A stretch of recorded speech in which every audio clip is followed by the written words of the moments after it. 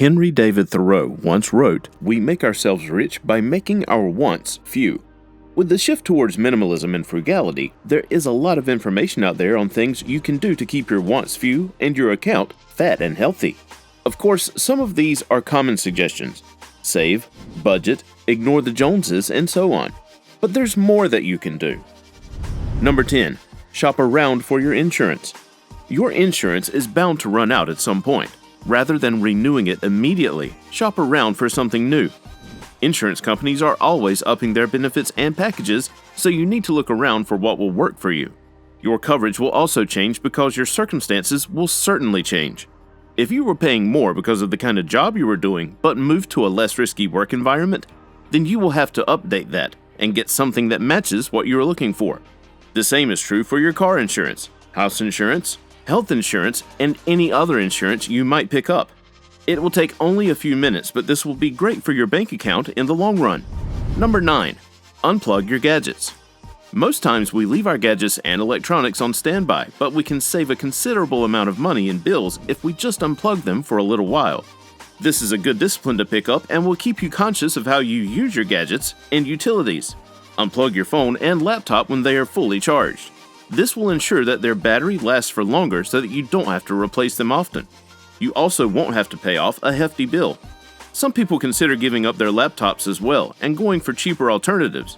There's no arguing that laptops are important, especially if you are working from home as well. But you could get a Bluetooth speaker to connect to your smartphone or a desktop. Both are considerably cheaper and still help you do your work. You should also unplug appliances like the microwave and toaster. This simple trick could save you from a possible house fire that would set you back financially. Unplug the fridge too once in a while, especially if it's empty. Your bill will drop considerably and you will save plenty of money along with your gadgets. Number 8. Use credit card reward programs. If you are using your credit cards right, then you'll be able to save with the credit card reward programs.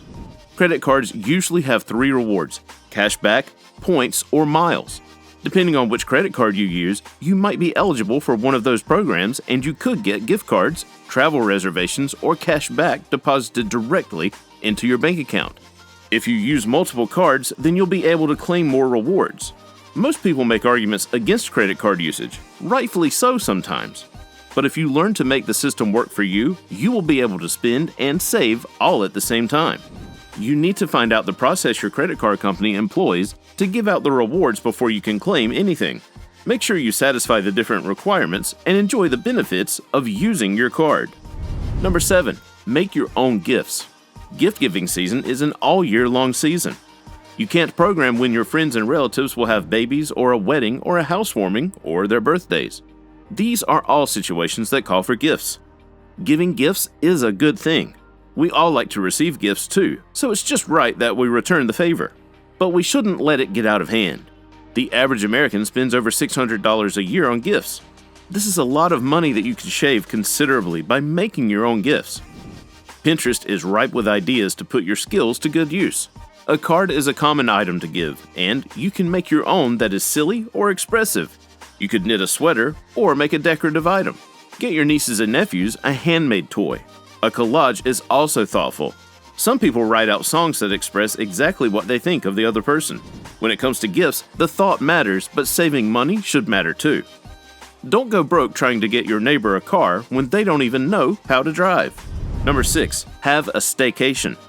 Looking at people's travel pictures can make you go green with envy. It is nice to want to travel the world, but rather than going away for a week that you spend sick because you ate some foreign food and barely see anything, consider a staycation. Book out a night or a weekend at a great hotel and allow yourself to enjoy the experience. Some hotels host festivals and conferences, so you could learn something new and meet new people, which is honestly the point of travel. To make the most of it, go off with your friends or your significant other. Make sure to get people that you always have fun with, no matter the situation or place. Take your pictures too, and relax. Avoid buying souvenirs. They are just items that take your money and you won't remember them 2 months down the line. Make it a point to hit all the tourist destinations in your area and save the rest. Number 5. Negotiate, negotiate, negotiate. Don't be afraid to negotiate for a better deal so that you can save that extra money. Vendors and other service providers are human just like you, and do understand that getting by can be a survival challenge. They are not all out to get you, so you can try negotiating. Make sure you are good at it and have good reasons for it. Some people have successfully negotiated their rent, car payments, and clothes down to a price that makes sense for them. Maybe you could pay less rent while using one of your skills, like painting, to help around. Don't always go with the first price that is offered, even though you could pay it comfortably. You'll be surprised at how much people are willing to cut off so that you can enjoy your purchase. See if it can go even lower so that you can save a whole lot more, mostly if you're shopping at thrift stores, flea markets, and garage sales. Negotiate for your groceries too, especially if you get those at a local market or within the neighborhood. Just like you negotiate to spend less, you can negotiate to be paid more. Talk to your employer, especially if you feel like the work you are putting in deserves a raise. If you're a freelancer, raise your rate. Until you ask, the answer is always no. Number 4. Keep your home clean. We all enjoy a neat space. It smells great, it feels spacious, and helps you save on resources. You probably spend a good portion of your money buying cleaning products and appliances. However, you can create a system where you don't need to clean so often. You could implement the no shoes in the house rule so that you don't have to vacuum every day. Keep your pantry and kitchen organized so that you are not tripping and throwing things all over the place just trying to get what you need. Make sure everybody in your household knows where to place their things. No books under the bed and no utensils in the bedroom. With such systems, you might only have to clean once in a week, or 2 if you are all disciplined, and this means your cleaning products will probably go for months before you need to stock up. Have a few decorative pieces so that you don't need to dust them every so often. Make sure every item has a place to make it easy for everyone to keep up with the system. Number 3. Use less. Rather than cutting out some things, you can decide to use less and achieve great results. Don't empty the toothpaste just to brush your teeth, or your shampoo on one hair wash. You can't need that much. You should also be able to use a toilet roll for more than one day. One great tip most people use is to half every recipe they try out. Measure out 1 cup of sugar instead of 2. This way, you won't have to swear off sugar to save some money. You also don't need to use your entire tray of eggs to make breakfast. Using less will help you prevent waste and help you stretch your different items for longer. If you are used to making 3 wardrobe changes a day, decide to have 1 daily outfit. You don't need to buy the whole supply of throw cushions to make your space livable. 3 or 5 will do the job. You also don't need to use all the TVs in the house when you are all watching the same show. Small changes like this might seem negligible, but they matter. It's the tip of the iceberg that might sink your financial ship, so make the cuts where possible. Number 2. Go vegetarian. Meat-based meals take the most out of your food budget, especially if you are getting the meat fresh. Consider going without meat for a specific period, maybe a month or for a quarter of the year. People who haven't gone vegetarian before have some reservations about it. Will they get the right proteins? Does the food taste great? And so on. You will be able to save money, and if you are eating right, you will still get all the proteins you need. There are also meatless meals that taste great, and they are also easy to make. With these easy-to-make meals, you will save money on utilities and time.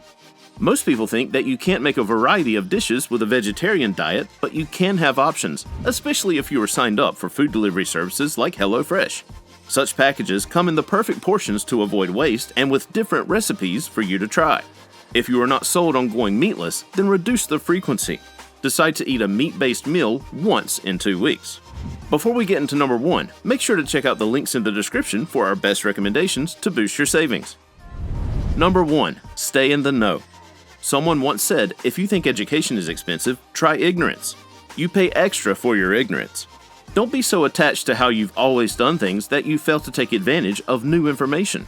You can apply this to things like weddings and childcare, so that you know where to get a good deal and how to save money. For example, you can think of having a smaller bridal party, or look into homeschooling or scholarships.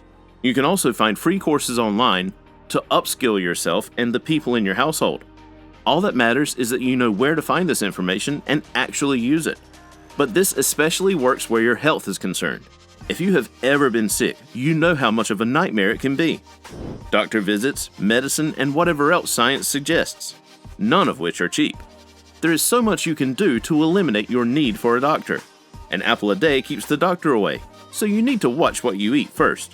We really are what we eat. Mind how you spend your time and what sort of physical discipline you subject your body to. A few years ago, mental health wasn't talked about as it is now. If there are new studies, read them to see how best you can live without having to pay for being alive.